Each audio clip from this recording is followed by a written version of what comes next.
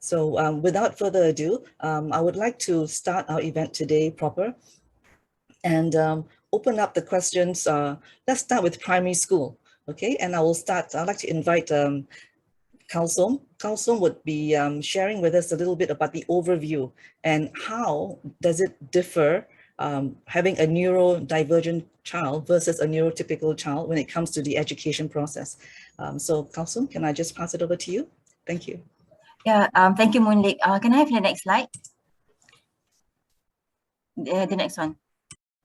Okay, sorry. I forgot to pick up this slide. So this is if you want to find more information about why I homeschool, you can check out this article on Mothership actually, which features my family and why we homeschool, and it also the reporters also recommended interviewed my son, so you can have some perspective from a homeschooler as well. Next slide. Next slide.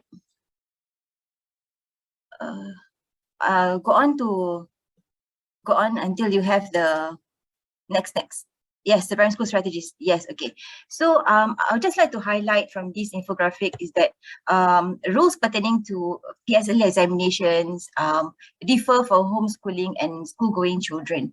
There are different allowances being made for students in national schools that homeschooling students cannot access. So if you want to decide whether to send your child to primary school or to homeschool them, you have to bear in mind that there is these differences.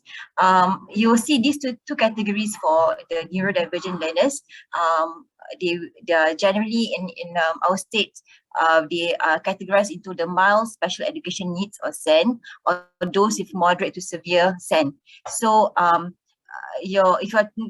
please know that just because a child has severe ADHD does not mean that he'll be put under the moderate to SEN category. Usually, if you are sending your children to school, these differences do not matter.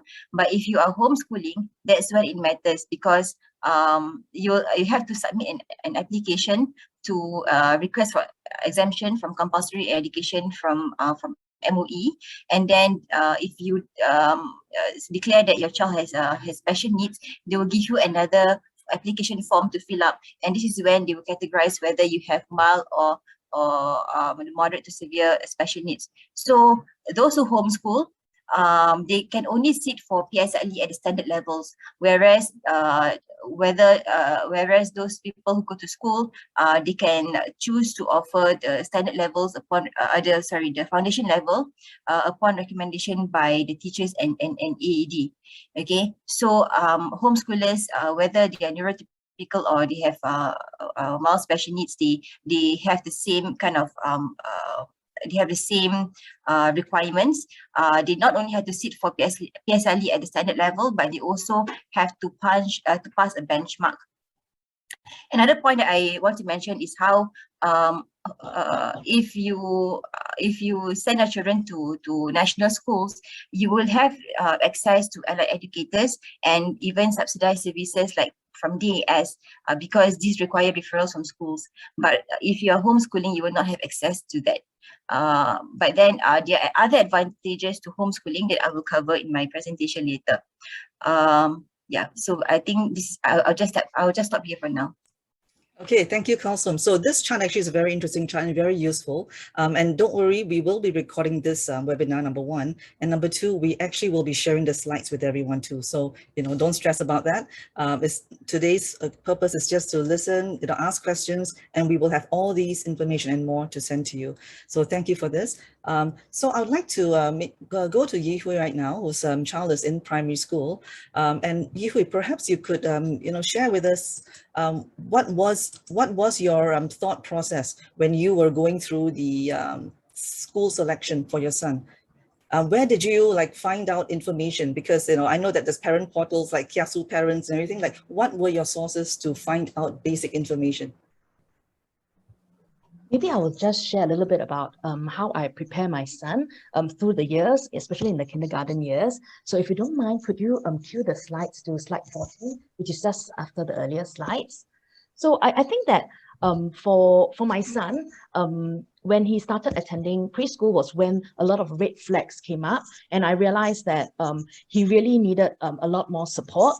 And And these are some of the things I would like to highlight, because during my son's time, I opted for government-based interventions that would take place in my son's mainstream kindergarten. So we would have an education interventionist who will come into the kindergarten to work directly with my son for during the K1 and the K2 years. So this government-based intervention is available for all children all through Singapore. And if your child needs such support during those years, you can approach the kindergarten for it. However, one of the problems that occurred to me when I sent my son for this, during that time it was called the DSP program, now it's called the DSLS program, was that at the end of his intervention in K2, there was still a lot of red flags. So they recommended my child to be supported in KKH with a psychiatrist there. So it was great. Our psychiatrist was very good and also gave us very good advice and was very supportive of the stance that I was not actually ready to medicate my child at earlier years. But one problem that occurred to us was when my child went into primary school, he then was not able to access the REACH support that was offered by primary school because he was already seeing a psychiatrist in one of the hospitals. Yes, so that is some of the implications that you might want to think about in terms of how you would help your child transit from kindergarten to primary school. Another preparation that I needed to think about in kindergarten years was whether to delay or not to delay his start to primary school. So in Singapore, if the gap is, you feel that it will be really hard for the child to transit from K2 to primary 1, we can delay starting primary 1 up to 2 years with good support, and you can submit a permission to delay the start to primary 1. Yes, and in some cases, that might be a good approach because when the child is able to handle primary 1 better, the experience of success will come easier to the child. And the third consideration I had when preparing for the primary school was I also sent my son for P1 preparatory classes, which was conducted by some psychologists around Singapore. So these are small-scale classes helping the child to get used to expected transitions, expected sit-down time together with the AED that could help the child to obtain help in appropriate ways. So these are some of the things I did to prepare my son for primary school. Great, thank you, Yihui. So again, in Singapore, most people go to the schools that are closest to their home usually, or because of some other affiliation, right? So then the question is, there's going to be a few usually, not just one. How do you choose among the schools, the possibilities? And Yihui, you're free to answer, or any of the other parents here who have actually gone through that process too, especially when your child has ADHD, how do you go and make a decision on that? Go to the next slide, please. So I think that I think one of the most important thoughts I had as a parent deciding which school to send my child to was I need to stop thinking about what were typically good decisions by parents and really look at my child. And the decision to how to choose a primary school should really be looking at what your child needs to thrive. Yeah, because we need to help our child experience success, and especially in their childhood years. But how do we define this success for them? I think it's something that will guide our children in terms of their development. So one of the things that I was very clear was I didn't want to go to a school that was far away, because I know my son gets very, very tired with self-regulation. It is tough to be in control for long hours. So I wanted to reduce transport time so that he could come home early, he could rest, he could have a breathing space in between one day to the next. The other thought that I think I was really wrestling with was, should I send my child to a co-ed school or a single gender school? So one of the interesting things was when I was having conversations with other parents with, it's always the boys, the challenging boys, okay?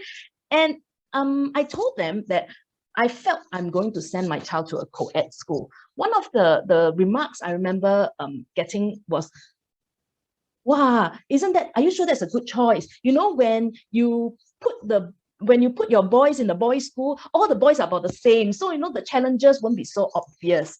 But for me, when I have observed my child in kindergarten, I realized that the presence of girls actually helped my son a lot.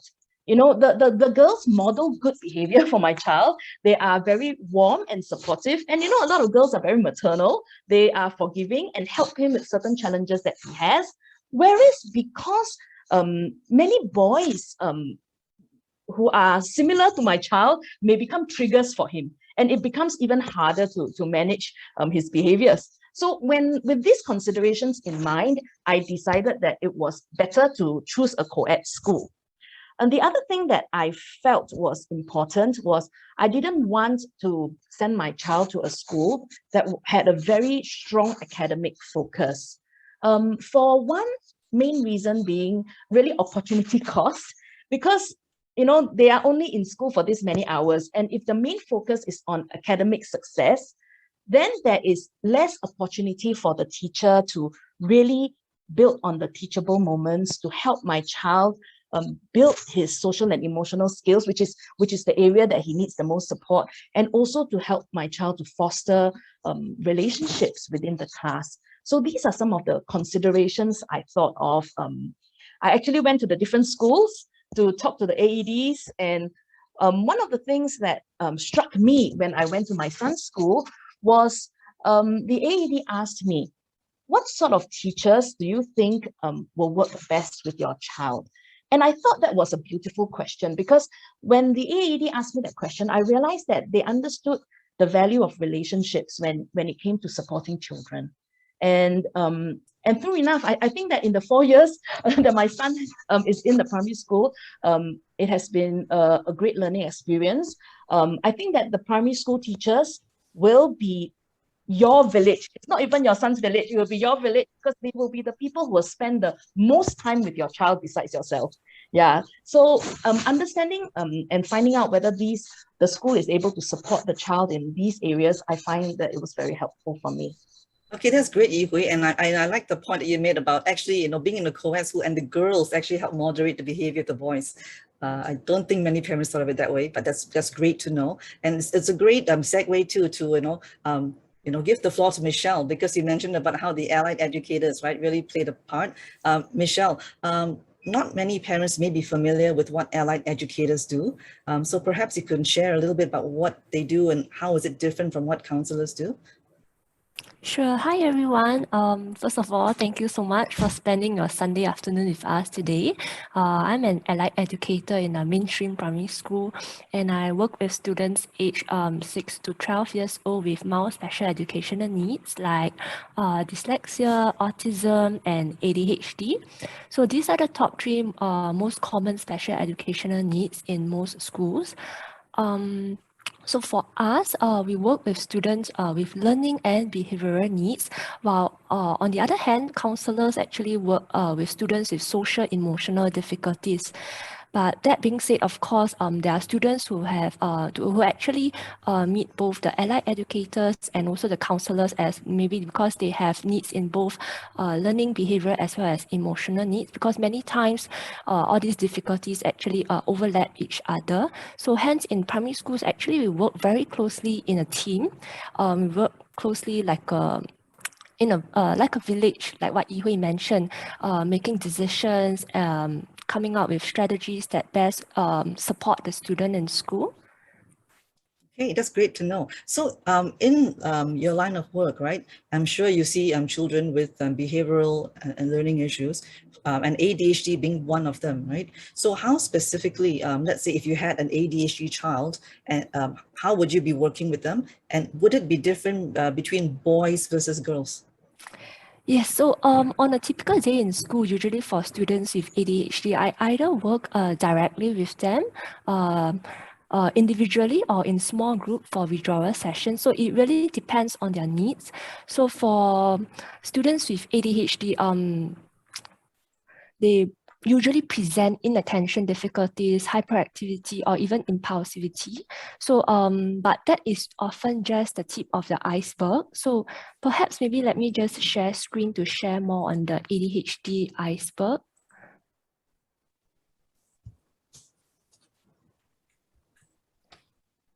All right, so what we see on the tip of the iceberg are actually the symptoms of ADHD, but more often than not, all these students actually have problems that we actually can't see.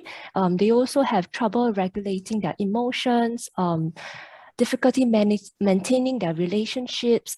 Sometimes they even have low motivation, low self-esteem due to all the setbacks that they meet. So often, I think really it depends on their needs, whether I have to do a withdrawal session with them to teach them self-monitoring skills, to better focus in class, and also maybe sometimes in a small group with other students for social skills to learn how to maintain build friendship with others and maintain relationships. So it really depends on their needs because each child is different. And most of the time, I also do in-class support, whereby I pop by classes to support the students to see if they are able to generalize the skills that they learn in the withdrawal sessions. And as what you asked also, difference between the boys and girls. Usually in school, boys present more of the hyperactivity and impulsivity symptoms, which is actually easier for us to take note. While on the other hand, girls, usually they have inattention difficulties, which is usually not so easily identified by teachers because they don't cause any problems in class. They are just daydreaming. So these are the group, girls are usually, we find it harder to actually spot them. So for such cases, we actually teach them self-monitoring skills. We teach them strategies on how to get back on task, how to know when they're losing focus and all. Yeah, and besides working directly with students, I think we also work very closely with the teachers, different parties' parents. We communicate really regularly to see what are the strategies that can help the students in school. Okay, great. So my understanding is that pretty much every school should have at least one allied educator, right? And some schools do have more than one. So that at least a relief, so that we know that in terms of the primary school selection, that is something that's available. So I guess the next question is that knowing that the school has an allied educator, how does a parent even access them? Yeah, okay. So for accessing to allied educators, usually I would recommend the first line of contact to be through the teachers. Okay, so because parents and teachers will communicate regularly based on the students' needs. So if parents have concerns about their child, they can always raise up to the teachers. And then teachers in school, we also have a referral system whereby teachers, we may surface the concerned case to the year heads or even to the case management team, which consists of different key personnel like the allied educators, the school counselors, the year heads, discipline masters, who will work together to actually support the child depending on the level, depending on the needs of the child. So support is actually usually matched to the needs of the child. A child with higher needs will definitely receive a higher intensity of support from the school, while maybe students with actually milder and lower needs, then the level of support may be lower. So that could be when teachers can work directly with the child and also work very closely with parents to share tips and strategies to be consistent both at home and in school to support the child. Great, thank you. I think Tahirah wanted to say something as well on this point. Tahirah? Say about the allied educator access. Yeah. Okay, so with my experience with my second son, the one, he is 70 years old with ADHD. Okay, he actually, my first two kids, they don't have much of access with allied educator because they are considered students who did not have a lot of issues in school. They are more of independent learner. So I actually, as a parent, I actually continue to gain knowledge and find ways how to implement whatever they learn in school to continue in doing it at home. And if I'm not sure, then I would actually ask the teacher, like check and recheck again with the form teacher or the subject teacher that my son would probably have difficulty in adjusting or in understanding the subject. Yeah. Okay, and then with my girl, right? She's 12. Yeah, with her, she does not have access to Allied Educator because she does not need it. She was only recently diagnosed in July, but she do see the school counselor for the past 2 years because apparently that's what she needs at the moment. Yeah. Okay, great. Thank you. Thank you. So I guess moving on, right? In terms of primary school, we have some of the considerations here already. And again, for the people attending, feel free to post your questions in the Q&A, and you can also upvote questions so that we also know which are the more popular questions that we can try and make sure we answer. I would like to move towards the end, upper primary school now. We just finished the PSLE, and then what are the considerations now as we're looking at secondary school? Because it's not just a different stage of education, but it comes with a whole bunch of complications like hormones, right? Puberty hits, emotions, right? And it actually is tougher for ADHD kids at this stage. So the considerations when moving from primary to secondary would be pretty important and particularly timely for all of you that are attending today. So I would like to also ask Tahirah, since you're right in the middle of this right now, right? What are some of the things that you were considering in terms of selecting the best fit for your daughter? Okay, can I have the slides on?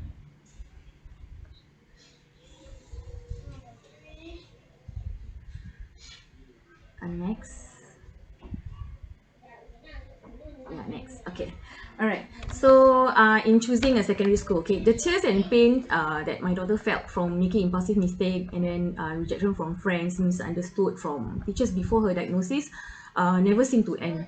After 6 years of struggle in primary 6, like finally she is graduating, and I'm so happy for her. So how do I choose a secondary school for her? Okay. So point number 1, you can read inspiring stories. The stories there, there are a lot of advice and tips. You can from the advice and tips from those people like teachers and educator counselors. They will help to actually make in the decision making for the choosing the secondary school. And point number 2, what I did was that I let my daughter choose at least 8 schools since we're staying in the East. So the East cluster, that's where she will choose all with the Allied Educators from the list. And then from the 8 secondary school that she have chosen, I would actually make the initiative to make a phone call to all the 8 schools that my daughter has chosen. So to understand a little more about what the school is really about. And then I would also give a question or two, asking the Allied Educator with a question of my own. And then for example, maybe example question about bully. Okay, okay, if something happened to my daughter and she is a victim of bully, like, okay, how would the Allied Educator be helping in solving that, and how can she actually support my daughter? Because as we know, our child in a secondary school, especially Set 1, they are a new student. Definitely they need it's a school. School is actually a second family for our child, away from home. So we can, from the answer, from the problem solving answer that you can that you get from the Allied Educator, you can check that whether the donation, whether the Allied Educator, you caught them in a kind of bad mood or so. Yeah, if you actually throw that kind of question, which is, for me, is relevant, is very important for me. Okay, then if from the donation, and then maybe from a check and recheck more questions with the Allied Educator, if you think that the Allied Educator is probably showing some annoyance and everything, yeah, so probably that school will not be suitable for you, for your child actually. Yeah, so because in my opinion, if something bad were to happen, an Allied Educator should be level-headed. They should be at a position to actually take a step back and then see from all perspective. And most importantly, they should be that adult to actually be the middle person to actually support the teacher, and also more importantly our child. Yeah. So now point number 4 is actually set realistic expectation. I know all of us have some aspirations for our child, but at the end of the day, our child is the one that is going to spend in secondary school 4 or 5 years there. So we need to listen to their perspective. This is also a step for us to slowly letting them go, because they are approaching the teenage.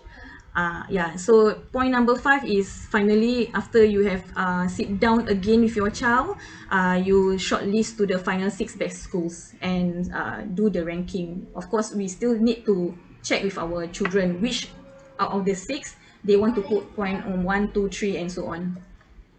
Next slide. So to assess to how many schools have the Allied Educators, you can go to the link given. Okay, next slide. Okay, I will go on with preparing my child for secondary school. Okay, point number 1, good working habits started since young actually. That's what I did with my children. As long as your child is trying his or her best with the right attitude, no matter what the outcome of the PSLE result, yeah, we should praise our children's effort. Okay, point number 2, helping your child with time management. If timetable works for your child, go ahead and use it. But it actually doesn't work with my girl or any of my children, because okay, for example, my girl needs reminders for every change of events, like using alarm, visual reminders on post-it or verbal prompts. So timetable won't work for her. Point number 3, health is wealth. So looking good on the outside is not enough. We must actually eat healthy, eat colorful foods, think positively, sleep early on routine, and get out for some fun and sun. Okay, and point number 4, okay, choosing the right CCA together. Okay, use your child's strengths and interests to guide your child in choosing the right CCA. For example, my girl, she's very crafty with her hands. Right now, I did not even want her to see any secondary school books. I want her to enjoy her school holiday. I mean, it's already, she has done a lot for her PSLE, so now is the time for her to actually perhaps pursue her hobbies or new interests. So right now she's doing a lot of cooking, baking, and also doing knitting. So okay, so a school with art clubs or FCE, food consumers and consumer education for the subject will actually help my daughter to grow with her passion. Okay, change slide. Okay, point number 5. Okay, getting lost can be scary. So practice few times of commuting from home to school and back again. This will give your child structure and predictability to feel safe. Teach also your child of different worst case scenarios with the solutions given to your child. Go through with it, okay? Like if you have a simulation, or you have a social stories, then use it.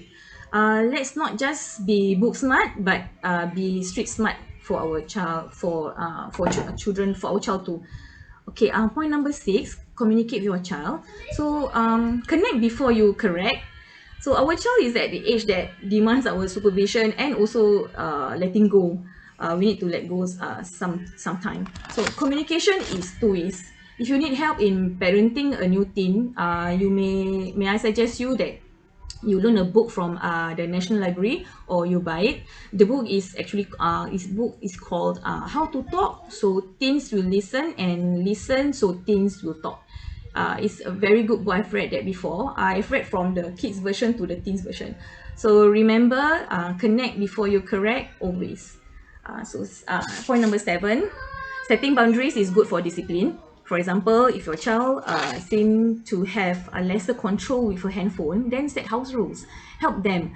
Okay, by using Family Link app, or if you have an Asus router, then you download the app to block your child's Wi-Fi.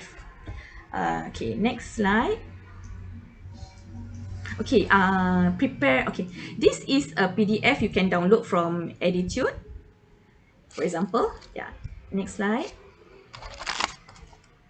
Okay, step one, posting process with new school. Okay, during that day, right? Okay, no matter how busy you are, please make time to accompany your child, because this may not be a big deal to you, but it is a big deal to your child. And after climbing to be a senior in primary school, then suddenly they are going to secondary and they are now a junior. So that can be a scary thought. With bigger school, new teachers, new classmates, and more subjects in number, your child is actually entering unknown territory in her life, or his life, and your presence can actually help them to feel safe and grounded. Okay, next slide.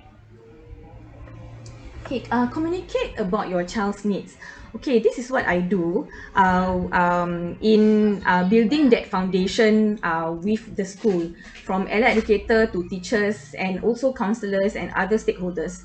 Okay, I would usually print several copies of my child's medical reports, and also a list of her interest, strength, likes, dislikes, and also a little what I can know personally about my child's disability. Anything that could help the teacher, subject teacher, allied educator, or the counselor know her better. Yeah, because we understand that sometimes in one school there could be a lot of special needs children, not just ADHD, but there's also those with dyslexia, autism, and those who are not diagnosed as well. Yeah, so please get those information ready in papers, because visuals are better. So yeah, and then during the Sec 1 posting process, right? You can also share your contact details with the allied educator if you could grab the allied educator aside. Yeah, so for more additional resources, you can go to Attitude magazine. Okay, next slide.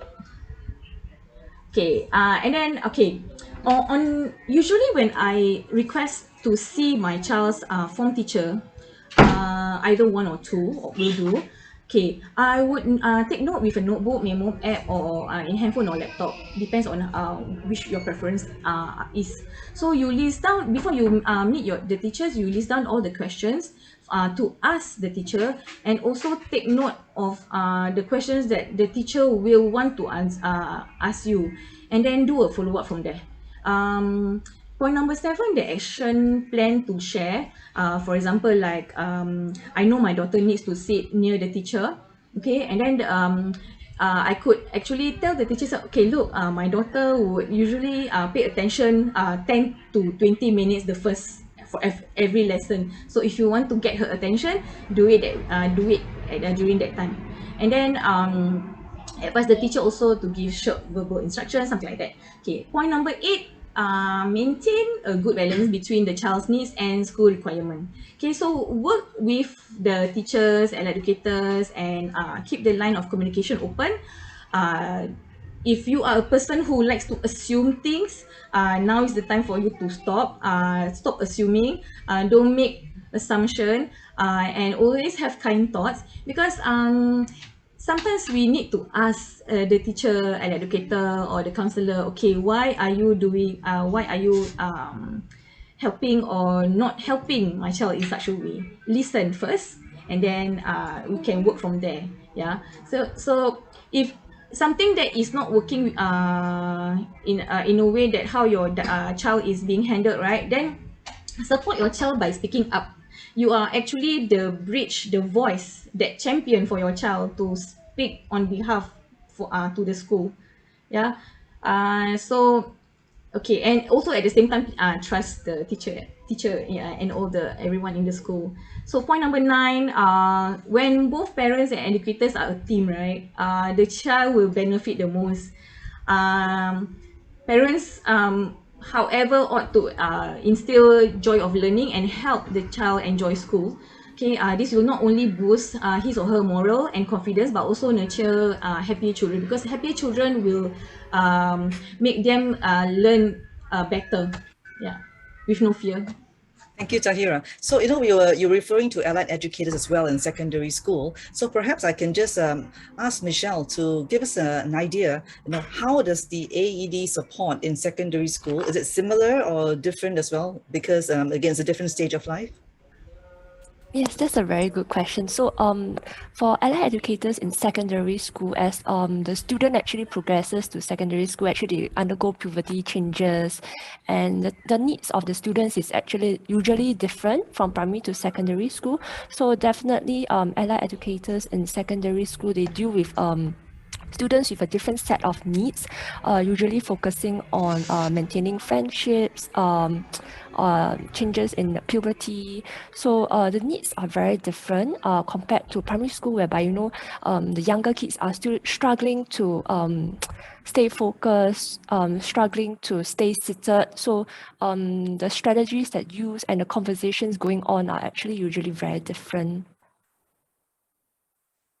Okay, thank you. Thank you for that. And I'd like to ask Kalsum as well to share, like from her perspective, right? What are some of the considerations about homeschooling? Because there's also like another break in that education period between primary and secondary, right? Where parents might again use this time to think about should they put the kids in a homeschooling environment. So over to you, Kalsum. Okay, thank you. Can you move the slide to slide 29, please? I think these are general considerations. I'll go through the general considerations as to why you might want to homeschool a child with ADHD before I go to the more specific ones. I mean, you can always Google online, but this is my personal take on how homeschooling can work for a child with ADHD. So first of all, I think it accommodates movement and hands-on learning. Children with ADHD and attention issues, generally, they may struggle to do seat work. Homeschooling actually gives you more flexibility for them to learn outdoors or have like a more novel ways of learning and things like that. There's flexible timing. Children who struggle with transition, for example, if they are not able to adjust between switching subjects, maybe in school or in class, they are just beginning to dig into a certain concept, and then the bell rings, you have to move on to the next session, and then the mind is still thinking about maths and he has to do history now. So all these things can be disruptive to any child with special needs, and especially a child with ADHD, when they're just trying to get into that zone of focus. So this is another advantage of homeschooling. And there's also another aspect of timing. There is, you do not need to confine yourself to the notion of academic years or the year by dates. So a child who is homeschooling can delay taking your O levels, can go to NS first, and then work first, and enroll as adult student, and so on. And essentially what this does is it gives control to the learner. And struggling learners, when they are given control over the learning, it helps to reduce anxiety, and more importantly, it opens the door to communication, and they can communicate to us better what the concerns are and what the preferences are. And as parents, it helps us so they don't have to second guess. And I think that is the best kind of of way to engage our children. And then I think one of the most important advantages of homeschooling is that it allows space to develop executive function. Children who struggle with executive function, working memory, what seems like typical activities like starting the day or getting to the school bus on time, following a timetable, managing a project, all these things can be daunting for them. So a schooling environment helps them to stop and take back, take stock and seek help. And homeschooling parents also can help the children to break down complex tasks into manageable steps. And from the mid-term to long-term basis, you can also plan how to scaffold a children's learning. For example, for now, I know that my son is very interested in doing psychology. So we do this. We have to, but at the same time, he doesn't really have the ability to write essays if he wants to do arts and humanities at the same time. So I get to organize the homeschooling such that it will build up his ability over time. And therefore, this actually cultivates self-awareness and confidence. A child with ADHD, when you give them time to let them learn about themselves, what their strengths, what their weaknesses, you can help them better cultivate positive self-image on their conditions, at their own time and on their own terms. At the same time, I will not sugarcoat everything about homeschooling. So you can also read, for example, there is this site, Autism 360. They ran this article about the things that are not so bright, the not so bright things about homeschooling, especially if your child has ADHD.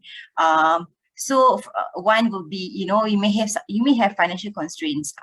Homeschooling tend to be a little bit more expensive, or maybe a lot more expensive than, you know, to send your children to school.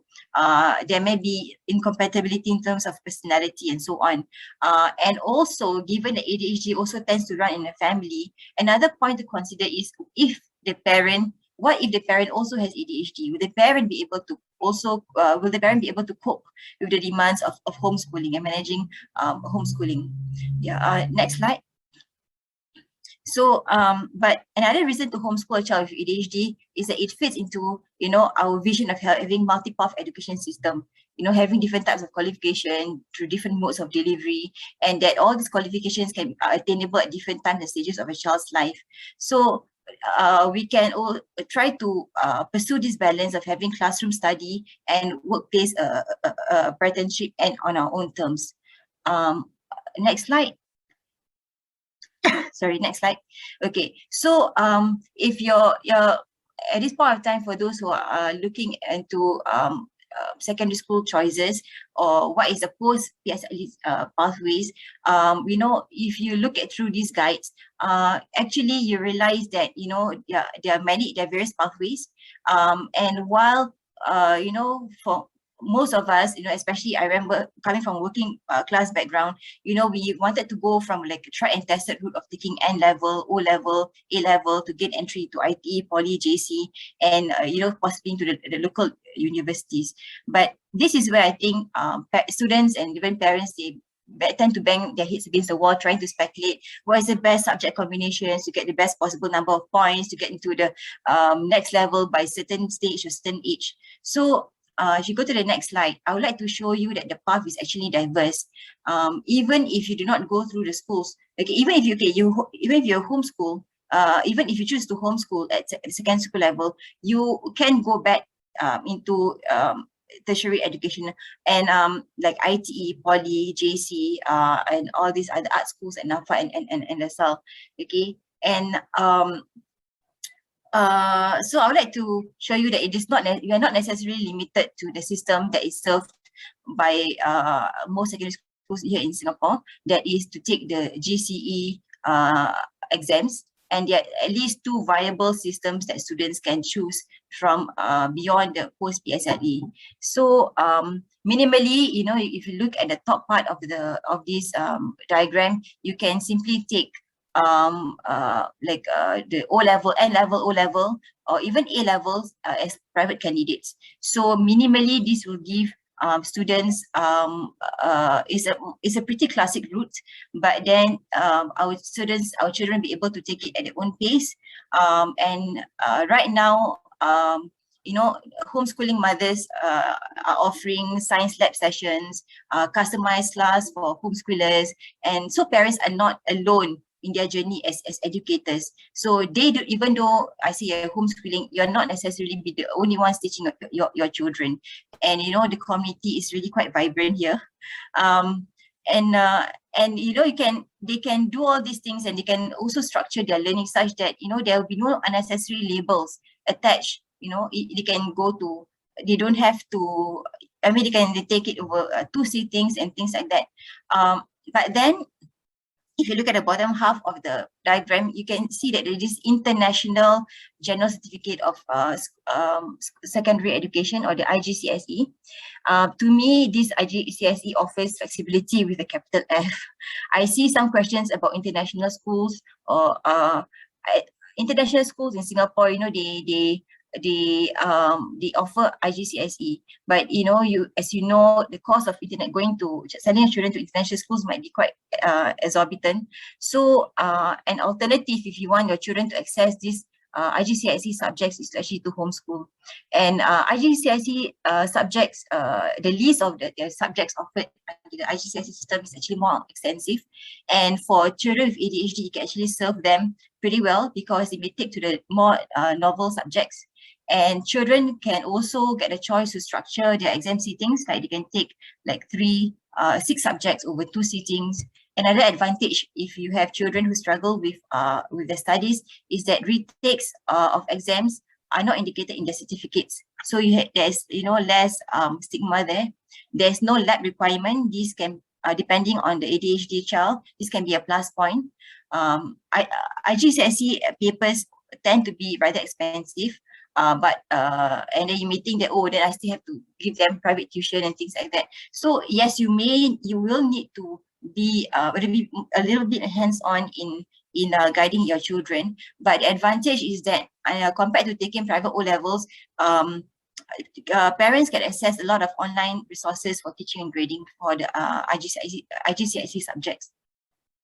So if you want to take international A-levels, they also have similar advantages.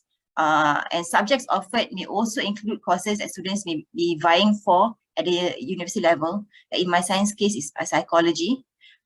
So for children with ADHD also, compared to going to a JC, to a junior college, they do not have to do project work. So if they have executive function issues, or they may have trouble like working with group mates and things like that, I mean, I'm not saying that you should not expose your children and make them do group work. They do, but you may not want them to be examined based on to be assessed based on that. So it takes the pressure off. So this can be another advantage. And then there's an American system which offers a very different approach to certification. If you notice, if you watch American shows, the high school students, they work towards getting credits for subjects. And all these things will be reflected in a transcript from which a diploma is issued. So homeschoolers, they work towards a high school diploma in 3 main ways. Next slide. Sorry. Go back, sorry. Go back, yeah. So it can be like via an all-in-one curriculum or online schools. And this usually provides a very clear pathway with comprehensive grade level curriculum materials. It is convenient for both parents and students because all the materials are there. The downside is that it is expensive. Students will also lack the freedom, and the learning style will not be compatible with their personalities. So a more flexible approach would be to allow the students to explore a wider range of subjects. Usually what happens is that parents will, families can opt to issue their own diploma. So there are parents issued diploma also that they can do. And for purposes of enrollment to tertiary institutions, they could then build their portfolios through internship, special awards, and so on.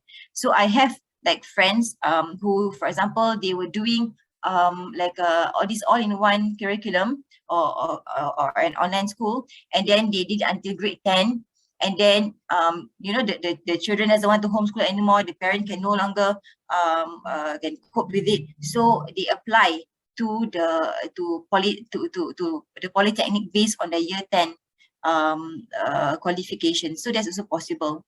And sometimes for peace of mind, fulfilling requirements, parents go for diplomas via accreditation bodies. So the bodies will therefore advise the parents, okay, based on what you have done, you are like, you have completed year 10 or year 11 and things like that. So you can make use of these alternative certifications to go into the subsequent tertiary institutions.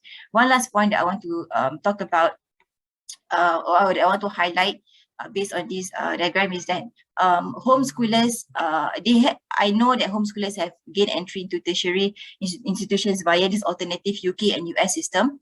Unfortunately, they do face one structural disadvantage. That is, if they want to apply to poly or IT and things like that, they cannot apply via the joint admission exercise.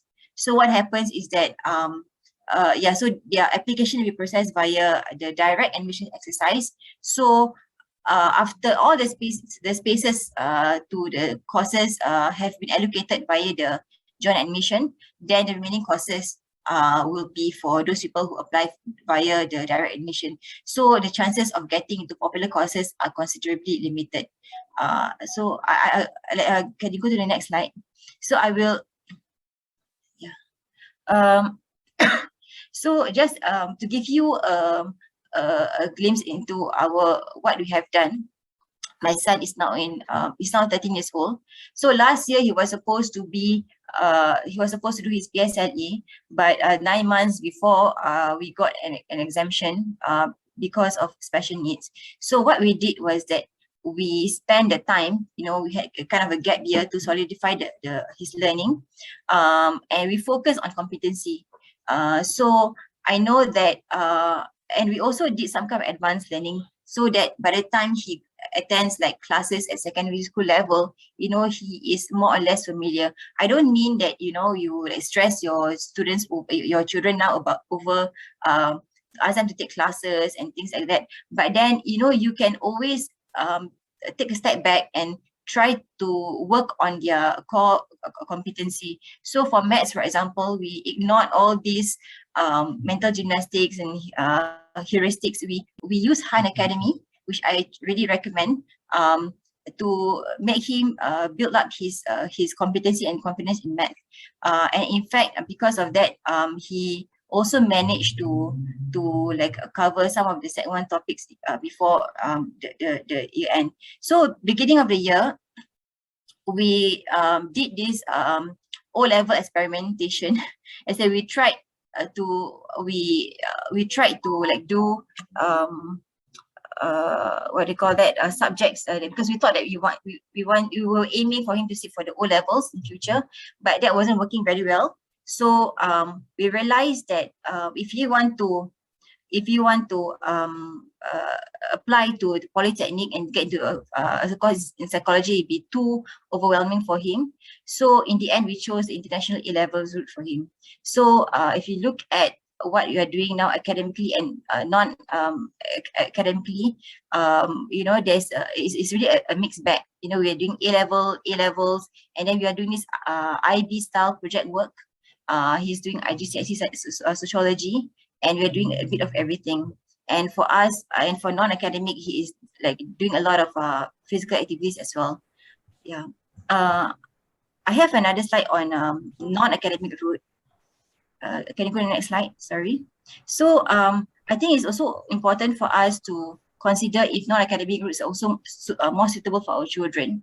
If we peel back the layers on some of the negative labels, we really get to celebrate the unique activities, and then and revel in things that amaze them and be their partners in shaping their futures. Because some children are simply late bloomers. They do not show preference or strength in particular areas or academic or non-academic subjects. So as parents, we can continue to encourage and stimulate them through various learning opportunities, and guide them in learning about themselves, so that they can understand what they're good at and what they're not so good at. And then we keep on providing them opportunities, and over time, it will show, we help them build their portfolios, and which can perhaps even actualize into like attaining certificates, right? So it is okay if your child is like delayed in the academic, it doesn't seem to be so academically inclined now. Maybe they're just delayed. But at the same time, we need to observe if they are more inclined towards certain traits or entrepreneurial activities, give them a space and resources to explore, and then work together with them to determine how they can develop their own skills-based resume or a portfolio in seeking employment, enrollment, or even, maybe if they want to start a business, how to get investments. Yeah, that's it for now. Thank you, Kalsum. It's very comprehensive overview about homeschooling, and beyond homeschooling. I mean, like what you're sharing here about the non-academic routes actually is very applicable across. So it's not necessarily just homeschooling, right? But mainstream schooling as well. So really appreciate that. And when you were sharing about the international A-levels, I was smiling a little bit because actually that's my current experience now. And I know that there are some people who are interested to find out more. So let me share a little bit too about another category of ADHD children that may not be as familiar to people.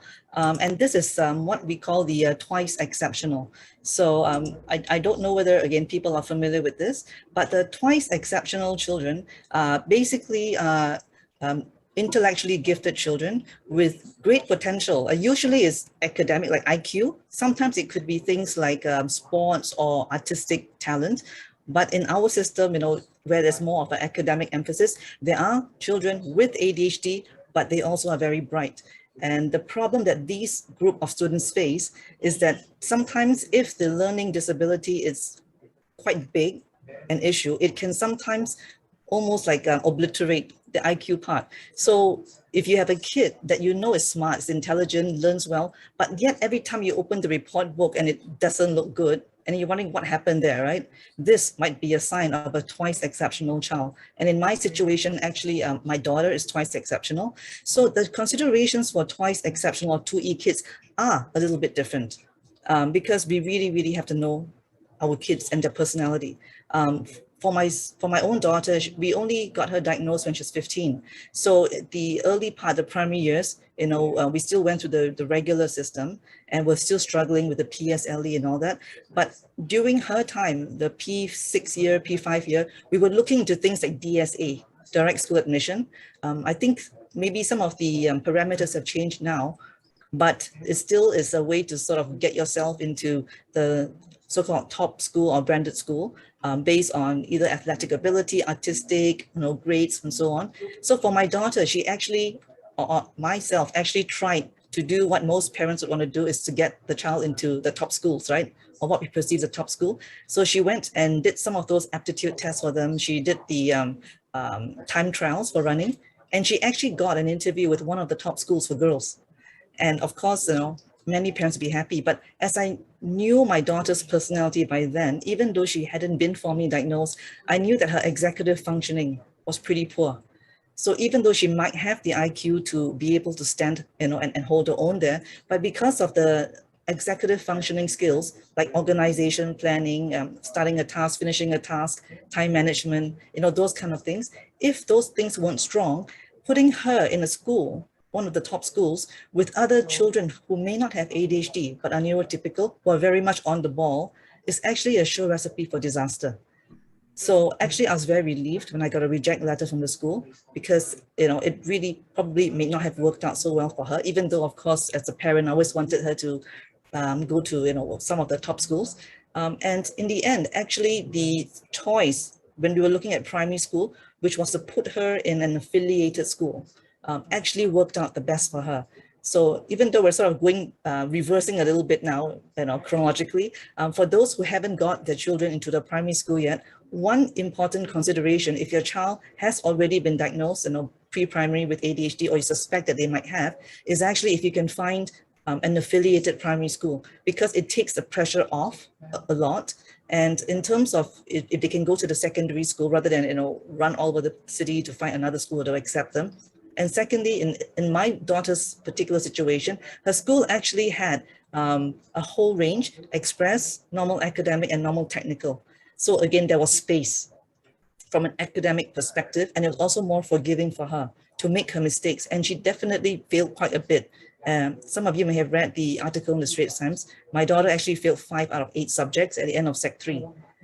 Okay, but again, we knew that she had the IQ. So the question was, how do we go about doing it? So part of it is the diagnosis, is the management, but it's also a lot of the building of relationships. And in her particular case, when it came to choosing whether she should go for JC, right, A-levels or IB, we actually thought that we might try to change her environment. So we decided to send her for boarding school. The mistake I think that we made as parents is that we didn't factor in sufficiently the extent of the ADHD issues, because again, for ADHD, it's a self-regulation issue. So even though she potentially could have done well, but there's also issues like, being able to take medication, consistently, being able to get things done on time. So in the end, though, it was a last-minute decision, but we actually pulled her out and we put her in a private school in Singapore, a private international school that actually had the international A-levels, like what Kalsum was saying earlier. And in general, these kinds of structures and systems might work better for children with ADHD. In her case, though, it was a little bit tough because she actually came in last minute. So she actually had to do 2 years of work in 6 months, which I would not recommend for any ADHD kid, and not even for a neurotypical kid. But that was the way the dice fell at that time. But my younger daughter, who has executive functioning issues too, also started at the same school. And because the international A-level structure is that you don't need to do more than 3 subjects, at the most 4, compared to, let's say, in the mainstream local schools, where you also, besides the 4, the 3 H1s, 1H1, 3 H2s, you have project work, you have Chinese, you have general paper, then you don't have to juggle so many things. And as Kalsum said earlier, there's opportunities to do the exams more frequently, so you don't have to hold as much, in terms of your memory and studying. So these are some of the considerations, and this in the end worked out well for my older daughter, and I'm hoping that it also worked out well for my younger daughter. So that's the considerations about twice exceptional. So for those of you out there who have children that are twice exceptional, I will say again, realize that many schools won't really know what to make of your child because they really fall between the gaps. So please equip yourself on learning how to support them. And also executive functioning skills are important for these kids so that they can really tap their potential. I'm going to stop the share now, and then I'm going to go back to the rest of the panel because we are now about, 4:04, we still have time. I would like to pass the time over as a general answering of some of the questions that you had. I've noticed that our panel has been amazing because, in the Q&A, they've been very hardworking to answer many of the questions already via chat, but we do have some that are still live, and let's spend some time to answer. Okay, let's see. I'm just looking at this. Okay, one of the questions here is, would you recommend Pathlight versus a normal school for children with special needs? Would one of the panelists like to answer? I know that 2 of them are typing the answers right now already, but maybe you can answer it live. Maybe I can try to answer this question. I think first of all, we need to know what kind of special needs is referred to. For Pathlight School, it's actually a specialized school with standard curriculum as mainstream schools for students with autism. So usually, for recommendations to actually a SPED school or a mainstream school is made by psychologists or psychiatrists. So if your child actually has a full diagnostic report, usually the recommendations are made inside whether your child is more suitable in an environment like a SPED school like Pathlight or mainstream school. Sometimes recommendations are also made whereby the child can try out both. So that's when parents will come in to decide whether they want the child to go to the SPED school like Pathlight or mainstream school. So just depends on the special needs that you're referring to. Okay, thank you, Michelle.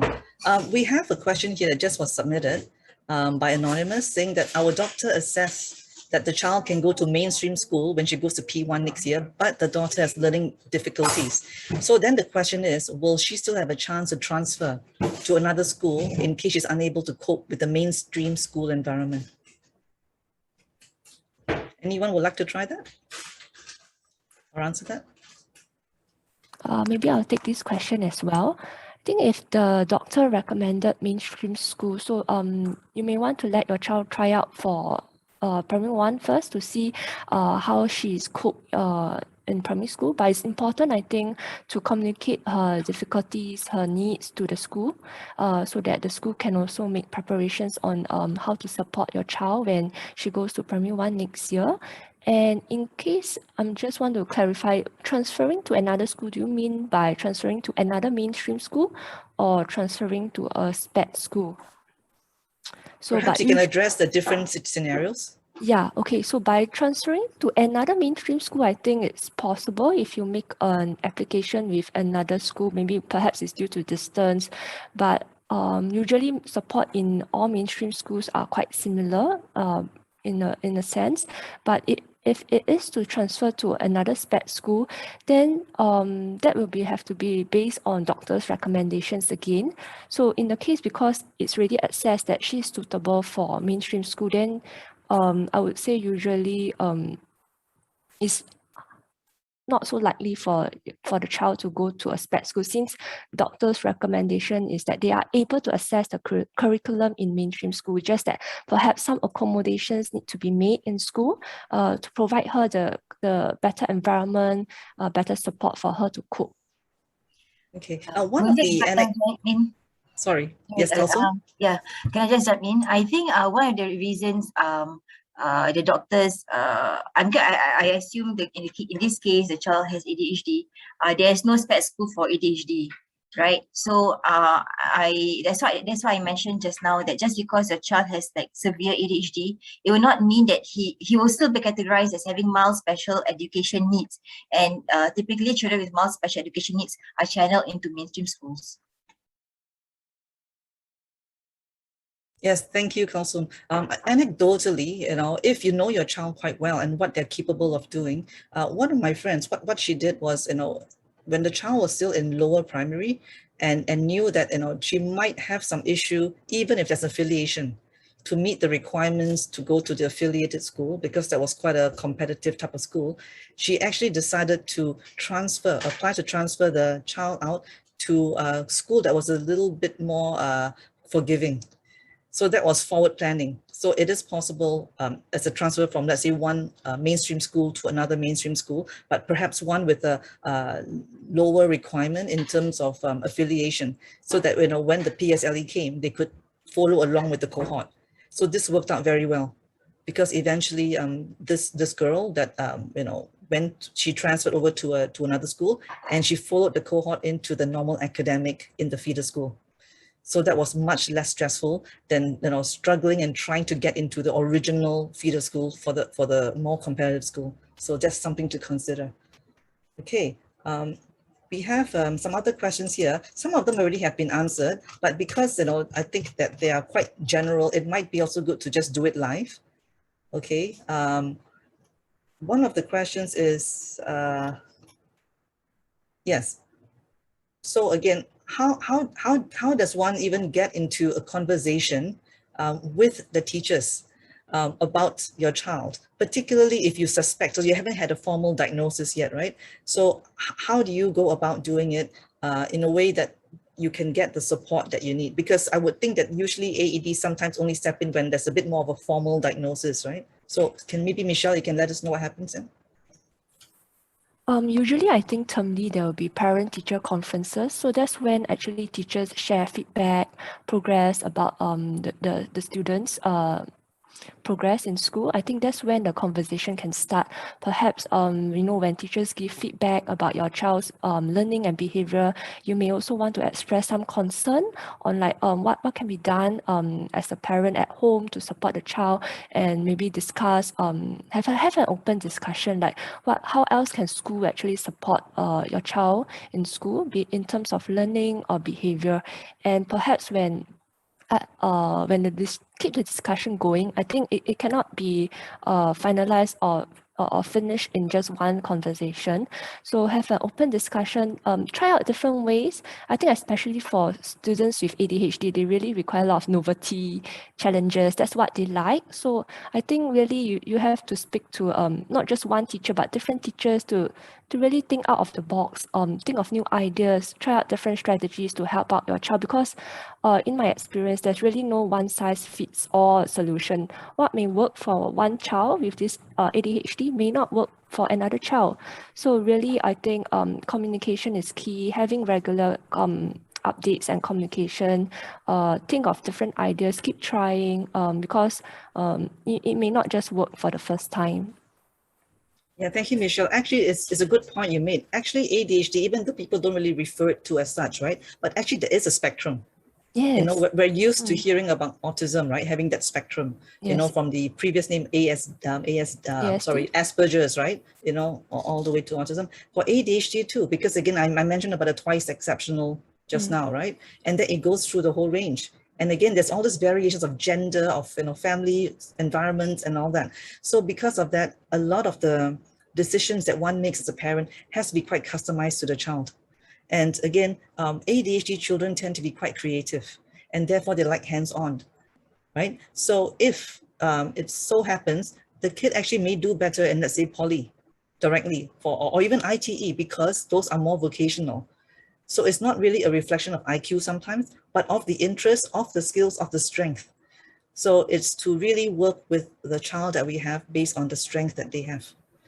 and not fit them into the, like what everyone else Yeah, does. I fully agree with you. I think it's really important to find out your child's strengths and interests and work on it. Because many times I think a lot of students with ADHD actually have very low self-esteem because, they don't go the usual route whereby they learn it this way, this particular way. Their brains are actually wired differently.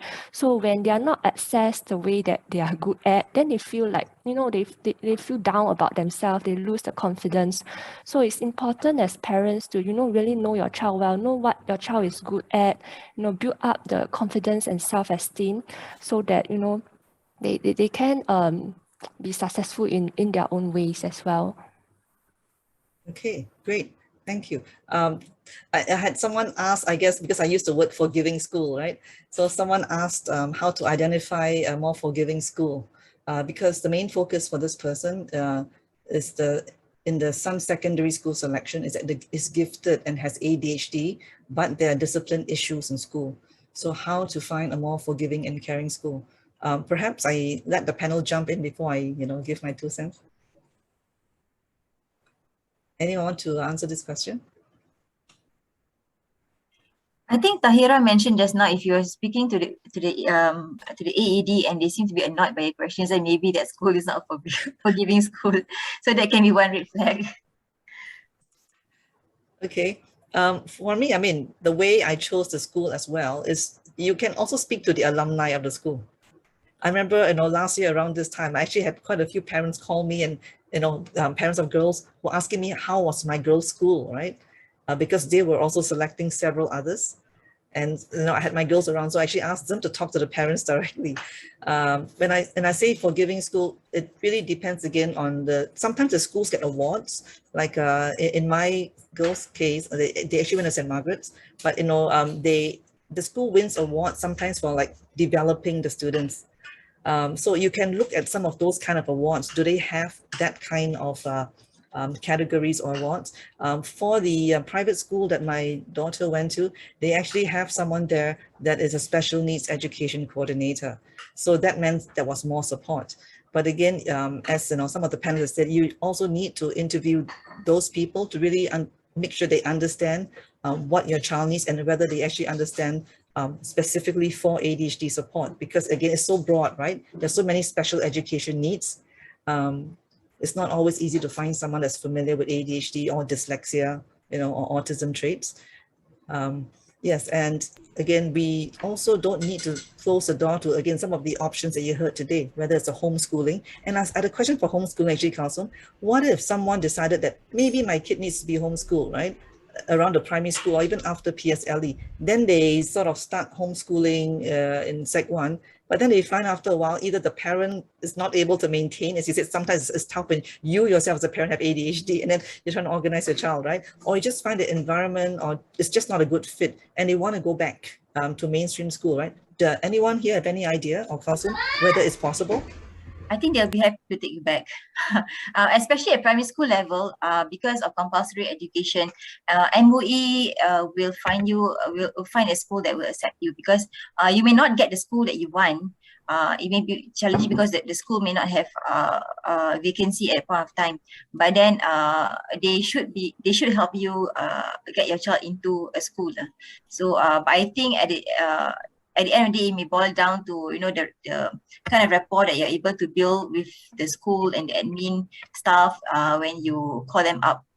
Yeah, but so it is possible. It is possible for you to jump in from homeschooling back into the school system.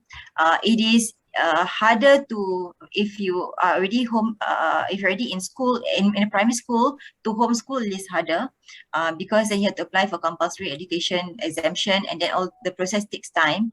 But it is easier at secondary school level for you to take your children out in order to homeschool, because you simply have to speak to the principals, and they probably have to tie up like some loose ends, and perhaps they have to do a report to MOE, so that they've counseled you and the child and things like that. Basically, what they want to ensure is that the child will not be neglected, right? That you are actually acting in the best interest of the child and not putting the child out so that you can get the child to work or things like that. So yeah, it is possible both to go either ways. Thank you. Thank you. And then the other thing I also wanted to share, and feel free to jump in as well, is that as my child was growing up, one of the things I didn't know how to do at that time, and I'm only now learning, much later on in the process, is about advocacy. And I know that Tahirah also describes herself as a parent advocate, right? And that's something I wish I knew earlier, because I always felt in the lower primary, even secondary years, I felt like I was a customer service officer that listened to all the complaints and kept saying, I'm so sorry, I will speak to her about that. So I was always apologizing for my child. So then now that, I've gone through this road a few years down the road, and I look and I think, you know what? How would the child feel, right? Because in school, they get scolded by teacher, right? At home, parent, school, right? I mean, it's like all around people are scolding, but yet, ADHD kids actually respond very well to praise and affirmations, right? Again, we always talk about strengths, right? Identifying strengths, amplifying what they're doing well, right? Catch them doing good. So I think, when I'm looking back, right, some of the things that I wish I could do better was actually be the advocate for my child. If I think that my child needs, let's say, a few days off before a major exam, just to sort of, reduce anxiety, right, and feel more on top of things, then ask to be excused, right? Ask that she be excused. That's what I did recently, actually. So learning how to advocate, I think is important, because we sometimes defer a lot to what the teachers tell us. Not that it's bad, it's good, it's all well meant, but again, ultimately we are the ones that know what our child needs and knows what they are like. So the key, I think, is also communication. Panelists, anything to add to this? If I can jump in about asking time for your child, it is also possible for you to ask for a leave of absence from school. Like I said, do not, now that you know about this bigger scheme of things, right? You know that there is no like year by dates. You do not need to sit for the O levels by 16 years old. If you want to defer, why not? And the other thing that I wanted to say about, I mean, even though I don't have experience in the mainstream school at primary and secondary school level, but I remember at a preschool level, how I work together with my son's teachers. Sometimes, I realized that maybe the method in which the teacher was teaching him did not work. And then I will actually share with the teachers how I managed to, teach my son certain things. So, and I mean, I'm not saying, I mean, sometimes the teacher gives a better way, sometimes my way work better, but the most important thing is about having communication, and after that having consistency, because it is one thing for the child, if let's say the child is learning one way in school and you go home and you try to reinforce or try to revise, and then you find that and then you teach it your way, and your children will definitely get confused, right? So this communication, keep the lines of communication open. Yeah, definitely. And I would say that, based on my own experience, and it might be similar for all of you here too, or parents, right? That actually you probably get much further with your child by having a good relationship.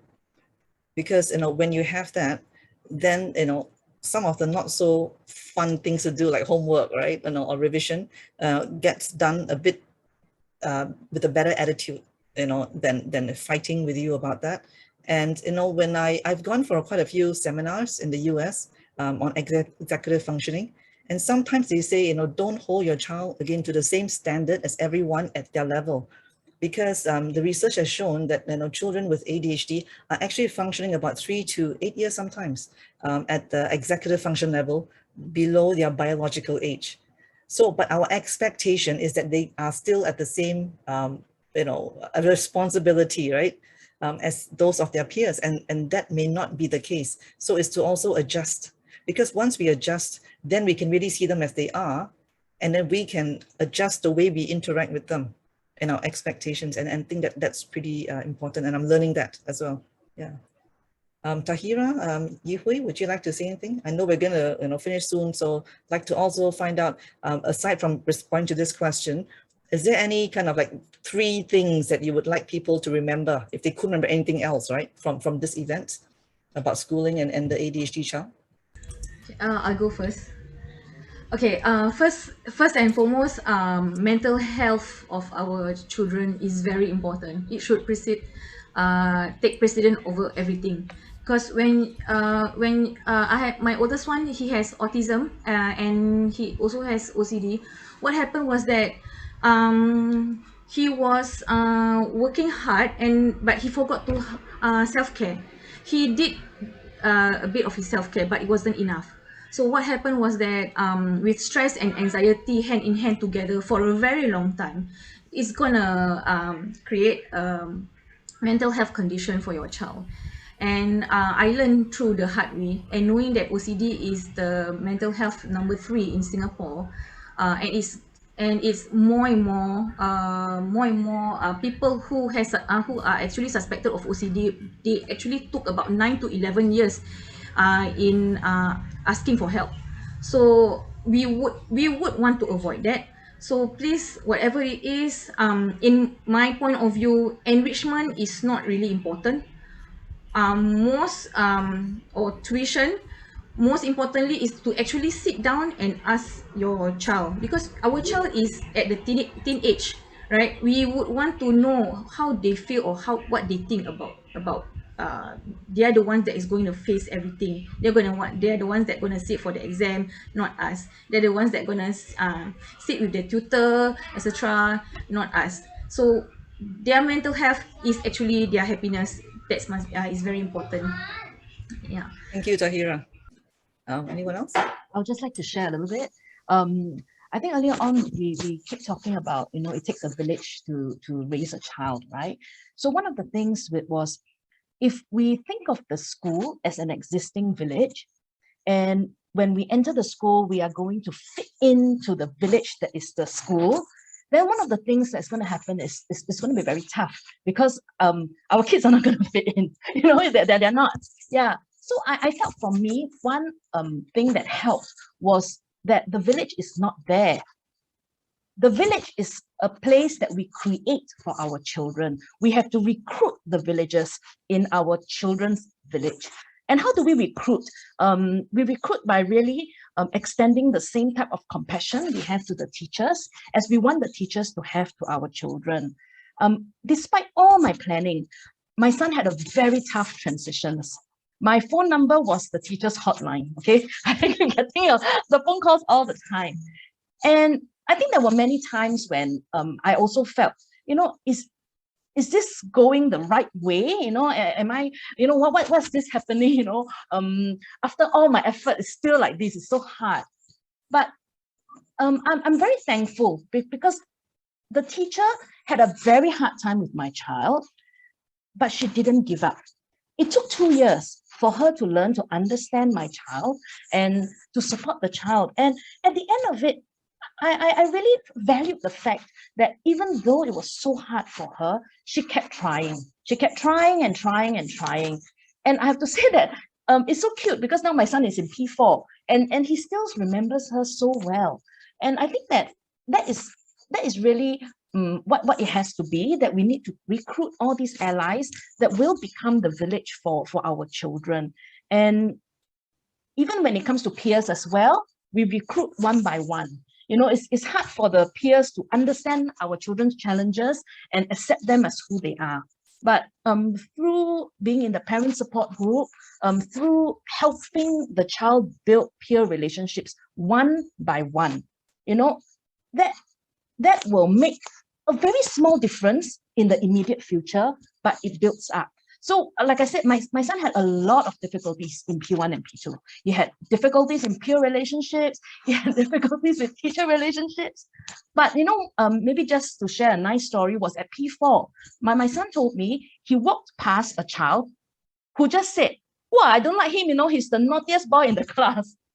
And then his friend said, "No, I don't think he's that bad. You just need to learn to play with him, and you'll learn more about him."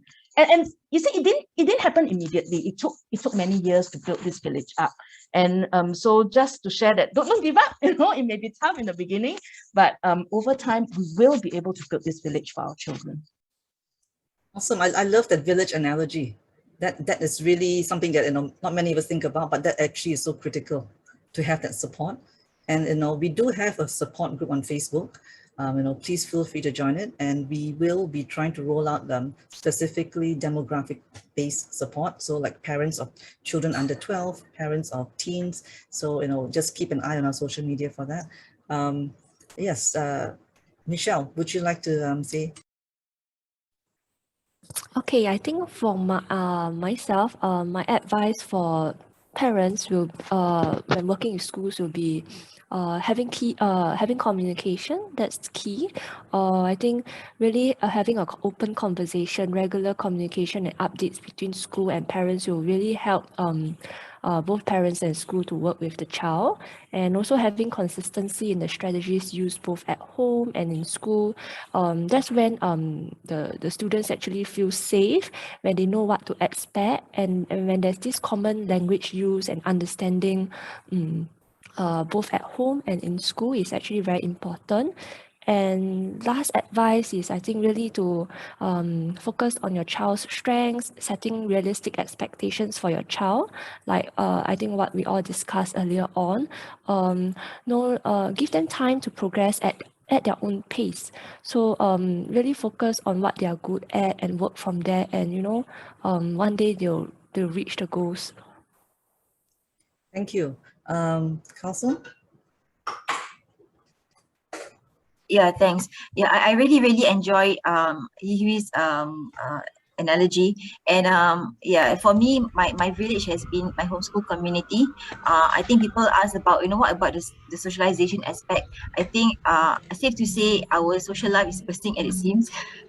And sometimes, yeah, we just have like too many activities sometimes. But actually, when my son was in primary 4, we got a visit from MOE because he failed his exams. Homeschoolers have to sit for this benchmarking exam at primary 4, and I was actually shocked. We were actually shocked because we prepared him for the exams, and he was doing really well. I mean, rather well, based on the school papers. But somehow, when he sat for the exam, he failed. And then because of that, it warranted a visit from MOE, and he asked me, whether I wanted to send my children back to school so that they can get support from the AEDs. I know that I keep saying about the flexibility, you can always put your child back and things like that, but in the end, why we did not put the child back in school was because we felt that he has a lot of all these individualized support from us, and from the therapies and whatever groups that he is in. We engage like teachers of diverse backgrounds and all that to also support his learning. And we feel that we were in a position whereby we can give him more than what the AEDs. I mean, no offense, because I understand that the AEDs, if I were to send him back to school, the AEDs in school will take time in order to build up the relationship with him. So that's why we persevered in homeschooling. But at the same time, I feel that we should always acknowledge the children's concern and never diminish their struggles. It is easy for us to pit them against the standards of what we consider as typical, but if simple things that if you ask them, how are you going to take your O-levels next year if you're not serious about your studies? There are like fundamentally 3 things that are wrong here. Number 1 is that, I think after today's session, I will convince you that, you do not have all these false notions of, by when you take your O-levels and things like that. And secondly, when we see the child is not serious, how do we actually know that they're not serious? And then this notion of studies can actually be academic and non-academic in nature. So if we actually peel back all these layers, I think we can, better enjoy our relationship with our children. Actually, can you show the slide? So for more information about homeschooling, you can go to Homeschool Singapore SG. I will be putting up more information about homeschooling, and all these infographics that you see today.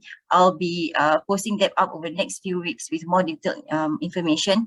There's also this homeschool consultation. If you need to speak to anybody about personal concerns and have an individual look at your case, there are free consultations and paid consultations, and you can access this via our website. Thank you. Yeah, thank you, Kalsum. I think for me, just to wrap up, right, a couple of things before I say my last words, right, is again, if you have found any value in today's session, please, put in the chat what are the 1 or 2 points that you have learned, because it's encouraging for the panelists, but also for everyone else that's here, right, to see what everyone picked up from this session today. For myself, I think a couple of points in the end that I want to share is, number one, it's pace yourself. Life is not a sprint, it's a marathon. And in my family, because we use a lot of running analogies. And one of the analogies that we use a lot, and I think it's been very effective for my 2 daughters, is the term personal best. When we are doing, whether it's training runs or actually races, right? When we clock our time, we have a certain benchmark, right? And then the next time we do that same distance, even if it's 1 second faster, right? That is still a personal best. So we're talking about incremental improvements here. Because if you are, having someone at the start line or even at the foot of a mountain and they look up and they think, oh my goodness, how can I even surmount it, right? We know that for ADHD kids, they need it broken down into chunks. Otherwise, they're overwhelmed. So even when it's school, because not many of us are able to change suddenly, whether it's homeschool or international school or whatever, right? Most of us will be in mainstream schools, right? So then the other issue is to figure out how do we live and work within the system, right? So it's to pace ourselves, focus on the incremental improvements, cheer them on. If your kid is F9, usually then suddenly get an E8, right? Cheer it, high five it and say, hey, let's try and get D7. Because that's exactly what happened to my kids. They were at the F9, E8. But over a period of time, then suddenly in the end, it was like a B3, A2, A1, right? Because when you improve slowly, you don't even realize it until you look back and then you can see it. So, they always have that analogy about the frog being boiled alive because it's in the pot and it slowly gets hotter, right? That's a negative one. I'm giving you the positive one. Is that when you focus on the incremental steps, right? Don't look at what's ahead, just 1 step at a time. When you look back, you see you've really gone a long way. So that's the first thing. Second thing, for those kids who are getting their PSLE results soon, and there's always parents who struggle because the kid may be just the borderline between express and normal academic, right? And parents naturally always try to see if they can just get their kid into the express, and try not to go normal academic.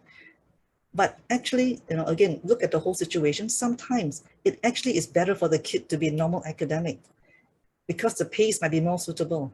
And there's nothing wrong with that compared to, let's say, what if the kid went to express and then was really struggling? And then they may actually have to move down, right? That's much worse on the mental and, self-esteem and all-round kind of motivation. It's better that if they got normal academic, maybe try and see how well they can do, because they might actually be able to transfer in Sec 2 to express. As we said earlier, the executive functioning age may be younger. So give that flexibility to them, right? And then the last thought is, there was a poem that was shared with me a few months ago called Welcome to Holland. And the analogy was this. There's this person who planned all their life, the bucket list trip was to go to Italy. So they planned all those beautiful sites to visit, all the food they're going to eat. But when they got off the plane, they didn't see all those Italian landmarks. They saw like windmills and tulips and everything and said, what the heck, And they found out they were in Holland and they spent the whole trip complaining about why they weren't in Italy, right? And they never had a chance to enjoy Holland. So, many of us, when we become parents, we have a certain preconception of what our kid would like to be or would be like and what we wish for them. And that's normal. We all have that. But, for kids, ADHD kids to thrive, right, is to accept that we're in Holland and Holland can be beautiful. And, when the kids know that we're seeing them like that, they actually thrive.